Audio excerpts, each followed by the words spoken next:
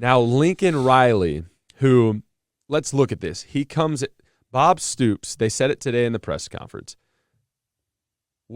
he told the now president of the University of Oklahoma, President Harris, when he was stepping down, back when Lincoln Riley had already come in, he hired him as the offensive coordinator. He told President Harris, I am stepping down because it's for the betterment of this program.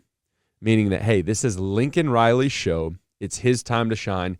He's going to be here for the next 150 years. And by all means, he steps in. He's a young guy. He's won 4 straight Big 12 titles as a head coach. He's got a great relationship with the athletic department. His girls are growing up in a single program, school program, right? He's got it absolutely made. They said today during the press conference that he's even been in on every single conversation regarding the SEC, regarding plans for the future. He has been a pillar in those conversations moving forward. He has something that every coach in America dreams. Young GA coming through the ranks. They just want a Power 5 job. Just give me an opportunity, even if I'm only there for a year. He's gotten the Power 5 job, Bryce. He's won at a Power 5 school. And he has stability at a Power 5 school. And in a matter of, I'll say 12 hours, he's on a plane and he is no longer the head coach at the University of Oklahoma. The University of Oklahoma is, in my opinion, panicking, trying to find the next guy and to keep recruits as they drop like flies. And Lincoln Riley takes the head coaching job at USC. Bryce, give us your initial thoughts. I'd like to talk a little bit more in depth about what has transpired over the last 24 hours, but give us your initial reaction to the news and just any thoughts that you have around it. I mean, it's crazy. Honestly, yeah, I was dumbfounded. I couldn't believe it. And again, we have our After Dark show where we were talking about it. We all mentioned the fact that he came on after the game, Bedlam game, saying, I am in no way going to LSU. Let's be clear. I'm not going to be next LSU head coach. Again, I know we've already brought that up, but I was dumbfounded to hear that, and then to wake up this morning as Lincoln Riley is being sworn in as USC's next head coach. I mean, there's so many emotions that kind of run over as a player, and I kind of go back to what that was, because we went through it where there was a lot of rumors that Bryles might be going to down to Austin. And kind of remembering going back to that, man, been just total dismay of, man, what's about to happen with my life? That's what's crazy about, head coaches today, is that it does not only affect them, the fans, blah, blah, blah. For the 120 kids, 115 kids that are in that locker room, there is about to be so much. It's like, you knocked off the top of an anthill. Yep. I mean, it's just complete and utter chaos, because now what you did, which totally fine. I mean, life happens. But when you sat in there on my couch, in my house, and said, hey, I want you to come be a Sooner. This is why. A lot of it goes into the campus and, you seeing yourself in what is it, Crimson and Cream or whatever. But majority of it is that I want to know that my guy's going to be there. If you brought me in, Bryce, that was the biggest thing for me during recruiting. Yes, did I see myself on the campus? Could I have an opportunity to start? Is it a big school? Blah, blah, blah, blah, blah. Bob Stoops, are you going to be there? Yeah. Yes, you've been there for 16 years at this point. You're going to be around, unless you retire, which he did the year after I left. But you're going to be stability, right? Yep. You're recruiting me, so you believe in me, and I want to go there. Yeah. And to your point, that's a great point. This affects so many more people than just Lincoln Riley and his family and the fans and all this. He's a traitor, all this stuff. So I'll share a quick story. Yeah. I've got some insider info.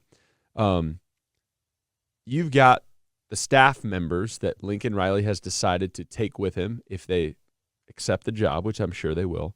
Dennis Simmons, the receivers coach.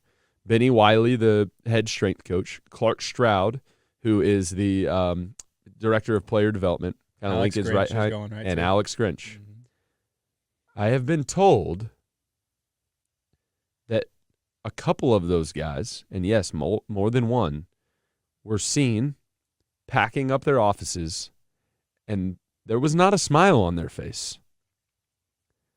Do they have an opportunity to go to USC and be a coach there? Absolutely. Are they living out a dream being a college coach? Absolutely. But guess what?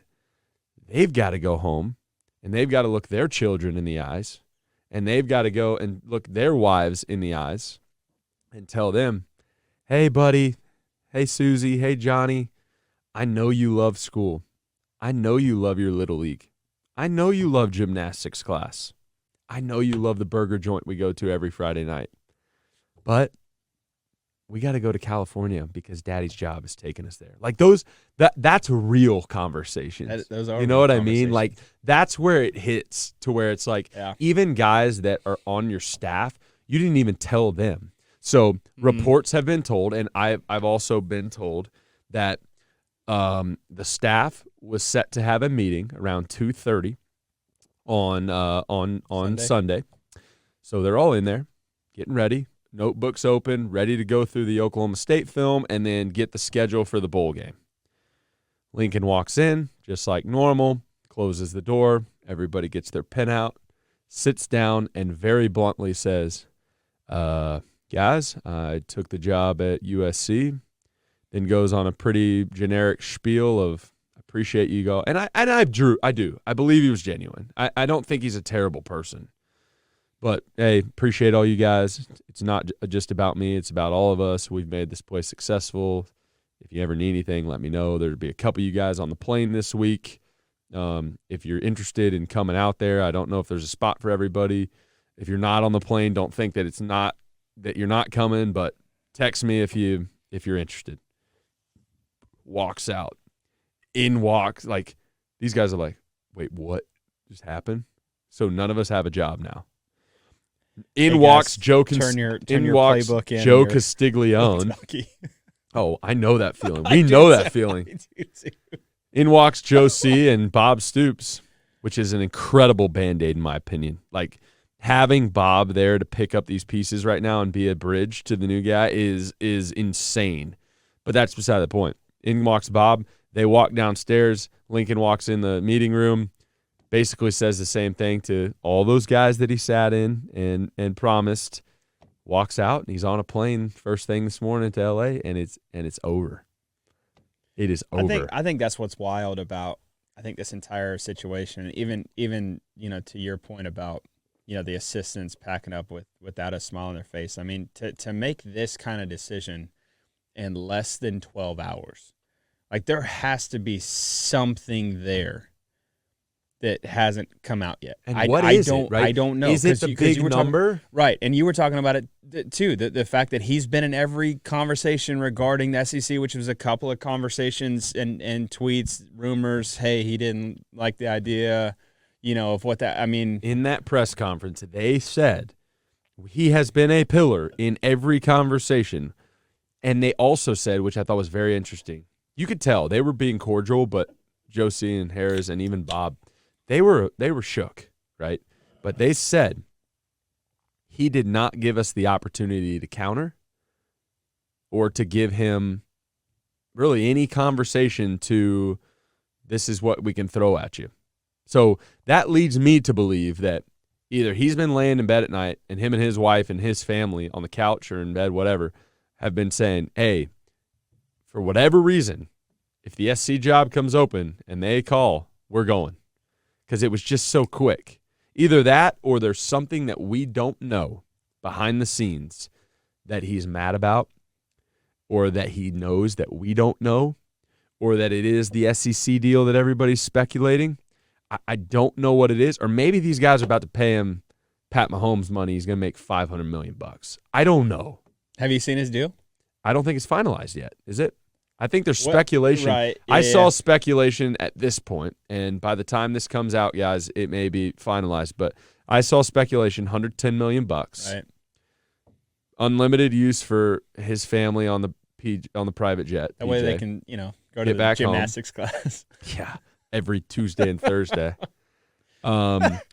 They're gonna buy his house which is I don't believe this. They're gonna buy. I guess he has 2 houses in Norman. I think he only has 1, if I know correctly. But they were gonna buy it for $500,000 over asking, and they were gonna buy him a $6 million house in L.A. So I'm sitting here going, I'll take that. Yeah. But that's speculation. We'll see what comes out. The bottom line is, I don't know the reasoning why this could happen so quickly. I don't. I mean, in a statement that he released, and I'll read it to you guys. This is, I guess, the official statement by Oklahoma. OU is one of the best college programs in the country, and it has been forever. This is a personal decision solely based on my willingness to go take on a new challenge, and I felt like it was the right opportunity for me and my family to do that. So, I mean, look, you play for him. You know the guy. This isn't a called a character question or whatever else. It's just that, look, do your actions speak for your words? And to me, how do you evaluate what an opportunity or challenge in his mind would be in 12 hours moving across the country, in a situation that again, what would be more of a challenge than in 2 years going to the SEC, in the SEC West as Oklahoma, and going to win an SEC West title? Like, what more of a challenge would that be? Why I don't understand, unless it's just, kind of the road to the college, football playoffs. And there is nostalgia with what, USC brings, the Pete Carroll, the Reggie Bush, the Matt Leinart of the world. They've produced some great teams. You do have a national recruiting, foundation and opportunity there, but you had that at OU. Yes, that's you had all that. So like everything like about this just doesn't make sense. He's been to 3 playoffs. Like he's had a seat at the table. It's not like a Luke Fickell, right? Like Luke Fickell has done an amazing job at Cincinnati, but like he's consistently not getting a seat at the table. Although obviously this is speculative, but we think he's going to get one this year. But still, like, you're at Oklahoma, you win, you get a seat at the table, you can play for the whole enchilada, you can recruit in your area of the country, you have stability there. There's something missing. I don't think it's a great fit for him culturally either. Like, he is a panhandle of Texas. I mean, that's what you said last week. That's what's so crazy, is the fact that you were sitting here going, he's and what is he going to do, throw on the skinny jeans and the Chuck Taylors and move out to L.A.? Dude, I could see it. Maybe that's what his wife wanted, and now it's like a family deal. It's like, hey, anybody wants me, I've been successful everywhere I go. Like, do you think he's being greedy? No, I don't know. To be totally honest, I mean, we could sit here all night and just speculate. Because I go back to the fact that USC had no idea that he was even interested. Yeah.